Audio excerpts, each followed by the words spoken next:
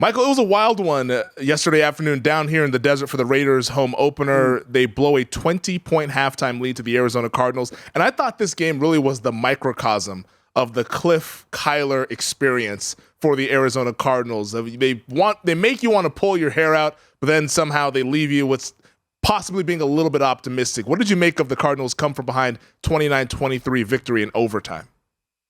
I think, look, the body language in the first half wasn't good. I thought, the Raiders had chances. The red zone in the first half kind of messed, they didn't score touchdowns. They kept the team in. They got 3 points they didn't convert a third down in the second half. And I think they wore down. I think chasing this guy all over the field is problematic. You got to score. So every time I'm watching a game, and obviously I have a vested interest in this game, just like I had a vested interest in the Carolina Giant game. Right. Every time I'm watching a game that I was a part of, I would always say to myself at halftime, how many points do we think we need to win the game? Okay. Mm-hmm. What number do we need to post? And I didn't care if we were winning 20-0, if we were down 13-5, 13-7. It didn't matter. Like, to me, I was pretty accurate on being able to predict what we needed to win. And when I was watching that game, when it was 17-0 at the half, or was it was 17-0 at the half? It was right? 20-0 at the half. 20-0 at the half, right? So when it was 20-0 at the half, I said they need 27 to win. They're going to need 27 to win. And they got 3 instead of the 7. And look, they did things that you can't do. Hunter Renfrow had 6 fumbles last year, Femi. 6. Led all receivers in fumbles. He's had 3 in 2 games. Wow. They got away with one yesterday when he fumbled on that from behind. Mm-hmm. And then Simmons comes over and gets him. And then he fumbles again. It cost them the game. And so, look, I think the Raiders have got to find out who they are. They played a doubleheader on defense, and chasing that guy around is hard. And when you make it a playground game and you don't get in front of Murray, like if you don't get in front of Tua, he's going to make some incredible throws. I mean, the throw to Hollywood Brown in the end zone was unbelievable. But I'm going to ask you, I couldn't find the holding call on 4th down in the end zone. Did you see it? I didn't really see it. I think they called it on the Zach Ertz play. That's where the replay at least showed. But it seemed a little ticky-tack to me. It looked, and he was out of the pocket that was, and then on his touchdown run at the end of the game to tie the game, they tackled the defensive lineman in there. It was right in front. Usually they call that, and the defensive lineman put his hand up and and all that. But look, when you don't get first downs in the second half, right? And you don't make plays in the red zone, and you don't get the ball to your best player, you're no matter who you're playing, you have, especially a team that's got a good offense that can make some plays, and they were tired. They didn't tackle well, and then when they didn't tackle well, then Williams started to run the ball more effectively on them. To me it's unfortunate, but look, the Raiders got to pick themselves up. They got to figure out who they are, and they got to get Carr to play better, right? They got to get Derek to play to the level. Like, I had him in my blue red chip categories, and so far after 2 games, he hasn't been to the red chip level, right? I don't think there's any doubt about that. I think he would probably say the same thing. He's got to play better, got to protect the ball. He checks. One of the things that bothered me in the game, he checked into a play in overtime, and I thought, okay, this is going to be a good play, because I could see it in his eye that he checked to a look. He knew the look he had, and he checked it, and he made the call. I didn't know what the play was because I don't know the terminology. But and then he threw the ball, and Adams is wide open, and he threw it 3 yards behind him, almost got picked off. Do you remember the play? Mm-hmm. And I'm like, wow, you had time to make that throw. Like, where did that throw come from? And so, look, credit Arizona. One thing around, you keep a team hanging around, and they got to find a way to win. I mean, look, they were perfect in the red zone. And that's why they were able to do it. And, they got them in a bunch of third downs. Arizona was 3 for 13 on third down and won the game.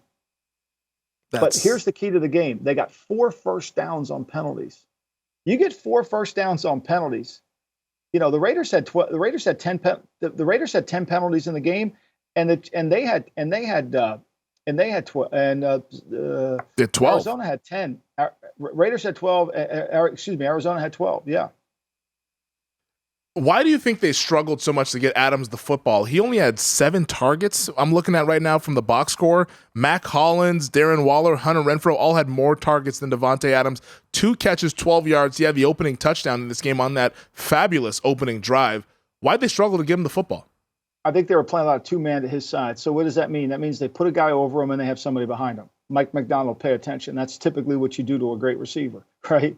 You put a guy to jam him coming off the line so he has a harder time getting in his route, and you have somebody covering him on top. But that's not an excuse. Raiders have, they're going to see this all the time. They like in Green Bay, they saw it all the time. They found a way to get him the ball. They got to find a way to get him the football. All they needed was one good drive, and they just couldn't make it. They just didn't get that in, and they've struggled in the red zone. Look, the Raiders have lost 2 games to open the season, 2 really close games, and partly they haven't is because they haven't been able to play as well as they need to play in the red zone. In an alternate world, I think this Raiders team is 2-0, but in the world that we live in right now, 0-2 in the most difficult division. That's why you have to stop with the looking at the records. You got to focus on yourself because, the Giants could easily be 0-2 too, right? Yeah. And the Panthers could be 2-0. But if and buts, we know how that goes. But as a coach and somebody as an executive in the building, you just got to say, hey, look, fuck our record. It doesn't matter. It only matters what we do. Let's not worry about getting ready for a team Y or team X. Let's worry about fixing what we got to fix. And when you're a new staff, and you spend time with Carr in the offseason and you spend time with all these players, you think you know who they are. But you really don't know until you get into the game. You really can't know that. And so now you've been to 2 games. You've played 8 quarters. You've been under some pressure. You've had to make some calls. So now you can start figuring out, okay, I think we overloaded them here. I don't think we have enough here. I think we need to do this here. I think we need to be more of a 12 team than an 11 team. And I'm making all that shit up. I don't know. But that's what I would be working on. I would be focusing more on who we are as opposed to who the opponent is. On the flip side of that coin, the Cardinals survive what would have probably been a disaster start to the season going to 0-2. Kyler Murray, I thought he was terrific down the stretch, able to make those schoolyard type of plays. Do you think this could be a season-defining kind of win for them, or is this kind of just delaying the inevitable? I mean, look, I think if you play him the right way, I think the Raiders got tired. The Raiders have just got to be – Chandler Jones hasn't given them what they thought he would so far, right? I mean, he hasn't been up there. He has not been harassing the quarterback, and I thought he would have this game against DJ Humphries. So credit Murray. When you let Murray move around like they did, and if you're the defensive coordinator of the Raiders, Pat Graham, and you look at where Murray made all his throws and who was around him, you weren't around him enough. You didn't make it hard for him. And when you make it easy for him, he's really good. He's really good. And when you can make him run around and tire your defense out, he's really good. And when you don't get 3rd downs in the second half and convert any, that means your defense is playing a doubleheader. They had the ball for 36 minutes in the game, fam. Your defense playing a doubleheader, man. It's hard to play doubleheaders against Murray. You get tired. The 22nd play was probably the longest play I've ever seen in NFL history, where he was just running around, running in circles, and ends up scoring that touchdown. And then nobody was in front of him, Yeah. I mean, and look, again, I go back to the 4th day. I mean, they had the game won, and I don't know where that flag came from. I really don't. But that's the NFL. You just, that's the margin, that's the thin line between these games, right? If they don't throw that flag, the Raiders are rejoicing, and Arizona's 0-2. They throw it, and all of a sudden Arizona wins. Thanks for watching the GM Shuffle with Michael Lombardi. And for more videos like this, make sure to subscribe to VSiN Live and the GM Shuffle podcast with Michael Lombardi, presented by DraftKings and VSiN, wherever you get your podcasts.